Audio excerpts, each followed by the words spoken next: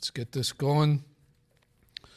2013, I heard the New Age guru Wayne Dyer speak. I listened. He was a PBS special. It was a 90-minute. And Mr. Dyer talked about himself, his personal enlightenment, his being voted the third most spiritual person in the world, the third most enlightened person in the world, 2 spots behind the Dalai Lama. Not 4, not 5, not 6. He's number 3. The man literally talked about himself for 90 minutes. His conclusion to his speech after proclaiming his greatness is that the 3 most important words in the universe are, "You are God." You are God. He said the idea is that we just need to realize that our divinity, we need to realize our divinity, and we need to imagine the life that we want for ourselves and others. And once we do that, we'll get the life that we want for us and for others. And people paid good money to listen to this guy for 90 minutes. Wayne Dyer had 3 failed marriages, even up to the last one.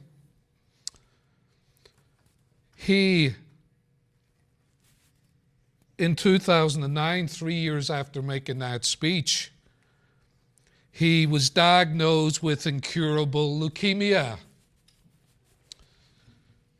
3 failed marriages.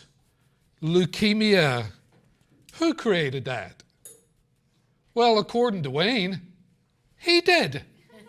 He did. He, through the power of his own imagination and realizing his own deity, created his own life as an old fat guy standing in front of people, being mildly abusing, terminally ill, diseased, and dying. He created that, if you believed his nonsense about being God. He created it. And at 75, I think 4 or 5 years later, he died. He died. That's a pretty pathetic God, right? You're going to be God. You're going to create yourself. You're going to be old, fat, leukemia, failed marriages, and then die, a dying God. I picked up a drunk fellow one time in Dudley, Massachusetts. Saw him staggering along by the side of the road. So I pulled up, said, "Hey, buddy, how's it going? You need a ride?" So I give him a ride. He told me as I took him wherever I took him to, he told me they just kicked him out of the bar and they wouldn't let him back in. And then he said, "But they'll let you go in so you can go in and get me more beer." I said, "Well, I see the plan here. I'm just not sure that I'm down with it." Right? So then I talked to him about Christ. Can't remember the whole conversation, but Christ was the topic. And in his drunken haze, he said this, and I distinctly remember it. He says, "There's one God, and it's not me." And I thought to myself, even a blind drunk man knows the facts of life. We're not God. We're never going to be God. In fact, the opposite is true. We're not gods who've forgotten our deity. We are weak men and women who forget we're powerless, that we're limited, that we're weak, that we're impotent, that we're insecure, and that we're dying as we speak. That's who we are. The 3 most important words for us to grasp is, you're not God. You're not God.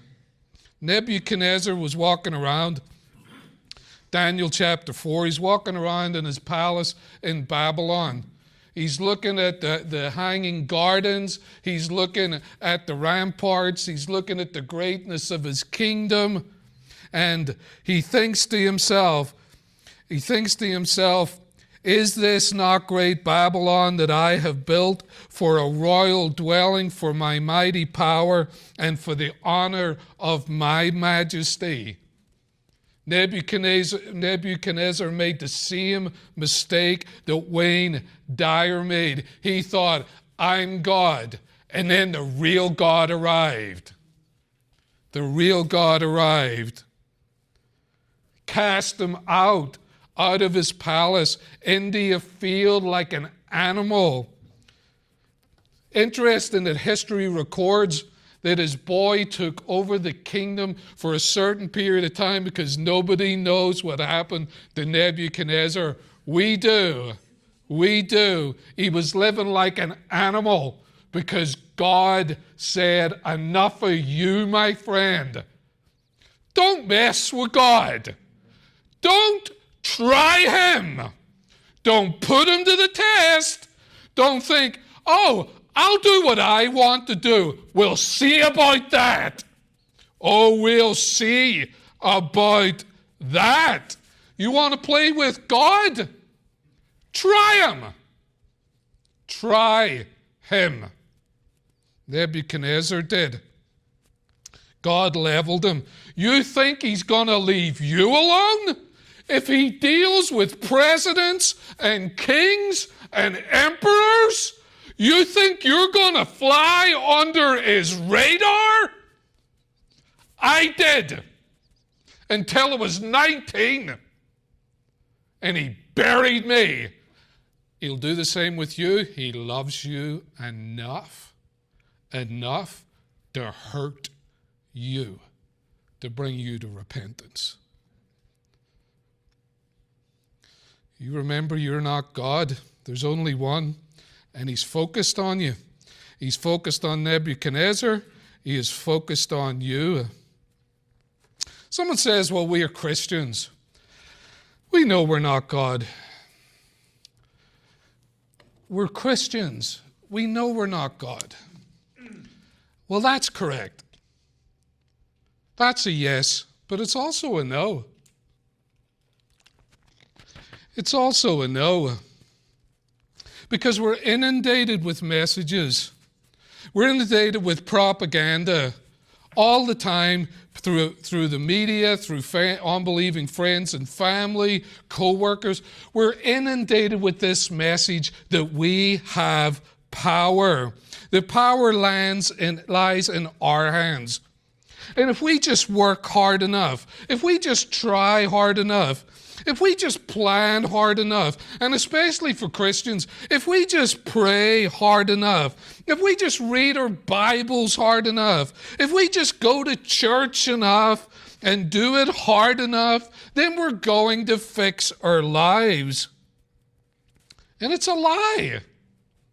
You don't think it's been done before? That's what the Jews were doing. Going to church endlessly, reading their Bibles endlessly, praying endlessly. And where did it leave them? In a empty, desperate, terrible life. But we forget at times we're powerless, and the whole idea of who we are gets confused. We forget that we're not God.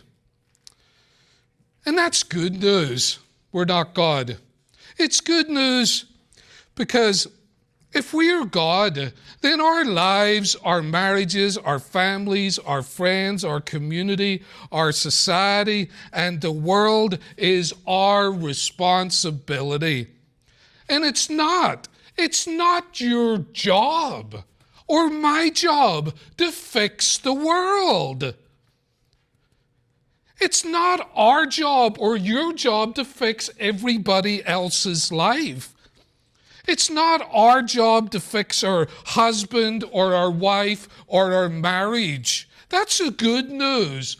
That's God's department. We're not responsible to fix the crazy family. And every one of us has got a crazy family. Some are crazier than others, but the most of them are maniacs. They're mental. It's not your job to fix them. That's God's job. Who do I think I am? You think I'm going to save my children? You think it's my job to fix their lives? Or your job? It's God's job. They're a God-shaped problem. And if you've got a God-shaped problem, who do you need to fix that? Let's think about that. Oh, Ian. Oh, Liam can do it. It's God-sized. I think we need God. And it's good news we're not God. It's all God's responsibility. We're not God, so listen. We're not God, so lay the burden of being God down. Lay it down. You mean I don't have to carry all of this weight around about fixing everybody and everything and every... Yes, lay it down. It's God's. It belongs to Him. Our health, our finances, our employment, our fears, our worries, our past, our present, our future, it's all in the nail-marked hands of Christ. Of Christ. Your husband, your wife, and fixing their lives, it's in the nail-marked hands of Christ. Our children are in the life-guiding, shepherding, correcting. Oh, He will correct. Hands of Christ. Our crazy, fragmented, dysfunctional families, they're in the life-fixing hands of Christ. The feuding neighbors, the community, the collapsing society, the out-of-control politicians, the wayward nations, they're in the nail-marked hands of Christ. Of Christ. They're ruled and they're regulated. They're reigned over and they're under, top to bottom, east to west, north to south. They're reigned over by Jesus Christ. And here's the thing. All of those on the list. He doesn't need your help. Doesn't need your help to fix the family. Doesn't need your help to fix the kids. Doesn't need your help to fix the marriage. He doesn't need your help. We think that at times, right? And we do that with God. We do it. Oh, God. We're like the government. Do you know when the government comes along and says, we're the government, we're here to help you? That's the worst news in the world. But we do it with God. Hey, God, I'm here to help you. He's like, oh, no. No, please don't try to help me. I'm God. I run things. Just get out of my way and let me after it. Because your help is the last thing that He needs. My buddy, Bobby McCulloch, I've talked about people that I love, and I'm up here occasionally. I love Bobby. The minute I met him, I knew this is going to be a friend for life. We just clicked, and I love Bobby. Bobby has dyslexia like me, but his was a lot worse than mine, to the point where I get letters mixed up, he gets words and stuff. And he had a problem with his education, but he didn't have a problem with wisdom. See, common sense, someone says you can't buy it. You have to be born with it. Bobby was born with a lot of it. And I listened for the jewels that he'd pass on in our conversation. And one time he said this to me, just a brief conversation. He says, Ian, the beauty of being a Christian is you've only got one boss. I was like, what do you mean, Bobby? He's like, you've only got one person to answer to. He says, you've only got one person to please. You've only got one person who's making demands on your life, and it's Jesus. And he says the freedom in it is wonderful. He says, I go into my workplace, and Bobby was very successful in his career. He go into his workplace. He says, I don't care what the boss thinks anymore. I'm serving Jesus. I just got to please him. He says, I'm printing money. I'm printing it because I've only got one boss. He says, I don't need to care about what the family thinks. Don't need to care about my brothers and siblings, what they think about me. I've only got one boss. And Paul says this to the Ephesians in 4:5-6. He says this, there's one Lord, one faith, one baptism, one God and Father who is above all and through all and in you all. One Lord. One Lord. See, the church in Ephesus, that whole city was just replete with false gods, different temples. Artemis, Serapis, Roma was worshipped, Zeus was worshipped. And what you had to do in that city, as if you grew up in that environment, you had to please all the gods. You had to make sure that Serapis was happy with you. You had to make sure that Artemis, you need to make sure that Roma was, or Zeus, or any of the gods, that they were happy with you. Because if you didn't, the gods tended to put the hurt on you. So they spent their whole lives taking care of all of these different lords and gods, and Paul came in with the good news. He says there's one boss. There's one boss that you have to please, and it's Jesus Christ, the one Lord. And nothing's changed today.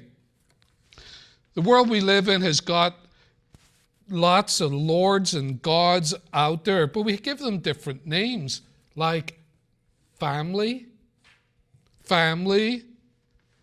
Got to keep the family happy. Got to keep your friends happy. We're put upon us that everyone has to be kept handy or happy. We got to go to the social events. We got to buy the right presents. We got to say the right thing, or else if you don't keep the family and your friends happy, then everyone's going to be gossiping about you and saying nasty and horrible things about you. And from the family, it will be lashings of hot guilt for you. Do you know you don't have to keep any of those people happy? Not one of them. Keep Jesus happy. Forget the rest of them. Forget them. And then there's the career. That's a god, or the boss, or the college. You got to be keeping that going. You got to be moving up a ladder. You got to be socially useful. You got to be a valuable employee, or else you're seen as a failure. You're an underachiever. You're one of life's losers. You're a nobody according to this world. And then you live your life as a total failure, thinking, I just haven't got anywhere. But it's a false god. Forget all of that. Forget careers. Forget bosses. Forget colleges. Forget education putting that. You don't think the Greeks thought knowledge was a god? Nothing wrong with it, but it's not to be served and worshipped. There's one Lord. One God, the Christ. Please him and let it all fall into place. And I get not to the worst one, but close to it. Religion. The church as a God making demands on you and I. You got to attend all the meetings. You got to know all the songs. You got to know all the scriptures. You got to give the right amount of money. You got to bring people along. You got to do the right ritual, or what? Well, you got these religious people that are going to look down on you. He's not committed. She's not fully devoted. She's immature in the faith. Or, this was a very common one, and it's dying off. He's not faithful. He's not faithful. Who in their right mind stands and decides that they're going to judge a disciple of Christ is not being faithful to him, especially when Scripture says you do not judge another man's servant? But that's not the worst of it. If you don't live up to these religious men's expectation, well, it's guilt again for you. Lashings of hot guilt. But that's not the worst. The worst God is also a triune God. Me, myself, and I. The worst God that demands our service. Me, myself, and I. I have to be happy. I got to be satisfied with me. I got to have fountains of endless pleasure at my fingertips. At my fingertips. Endlessly. I have to get the food I want. I have to get to watch the movie that I want to watch. I have to go to the restaurant. I've seen this. I got to eat at the which restaurant do you want to go to? That's not an open question. I've already answered that. We're going to the one I want to go to. Because why? Because I'm serving me, myself, and I, the unholy Trinity. And then it's all about my looks and my image and my feelings and my spirituality and my endless enslavement to me. To me. I think you might have tried this times in your life to serve that God. I'm finding out it's pretty hard. It's pretty hard to serve me, myself, and I. It never pays off. I always come up empty. Even when I get what I want, I'm miserable. I'm miserable. Do you know the good news is this? There's one Lord. It's not your family. It's not your friends. It's not your husband, not your wife, not your education, not your church.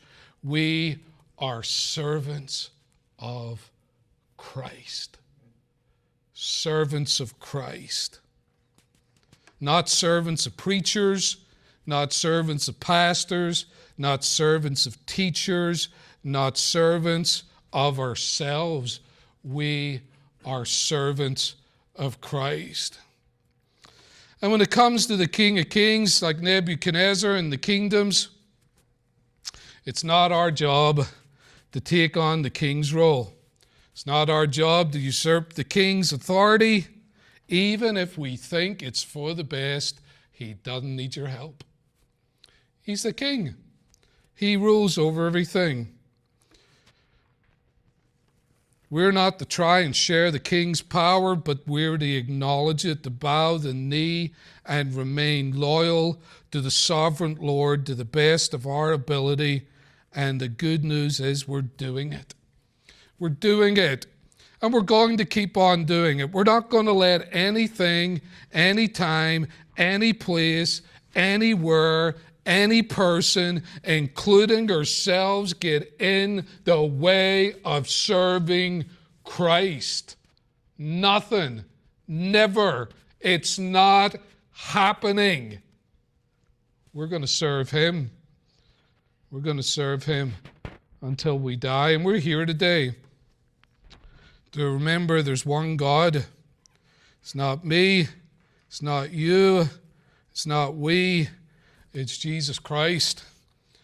He's Lord over our health and our security and our whole lives. And he's going to provide. He's Lord over our marriage, over our families, over our fragmented society and the wayward nations. And he's going to take control. He's got control of them. That's good news for us. It's not our responsibility to fix the world. Let's leave that in the hands of the Christ who can do it.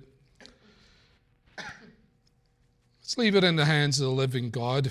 And we're going to take this bread and this fruit of the vine now. And as we do this, we're bowing the knee to his lordship. We're saying to him, it's all you. It's not me. It's you who are Lord. And if he gives us another week, on this earth, we're going to bow the knee to Christ because we recognize this one fact. We recognize this one fact. There's one God. There's one God, and it's not me. Bow down with me, please, in prayer.